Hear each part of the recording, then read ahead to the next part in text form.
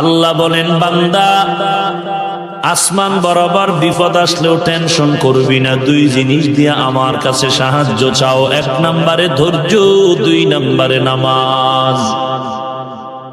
ধৈর্য এমন দামি একটি সম্পদ, হাসরের ময়দানে আল্লাহ বলবেন ধৈর্য ধারণকারীরা বিনা হিসাবে জান্নাতে যাও।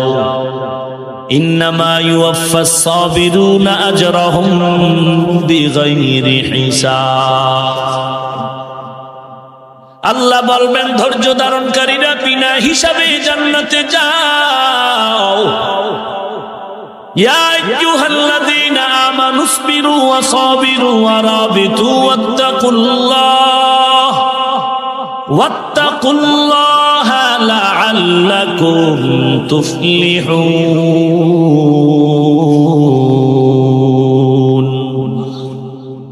এই কালামে জিন্দা কোরআনে হাকিম, হিকমতে উলা ইয়াজালসতু কাদিম, জামিউল ইলম ফিল কোরআনে হাকিম, তাকাসারাত আনহু আফহামুর রিজালি।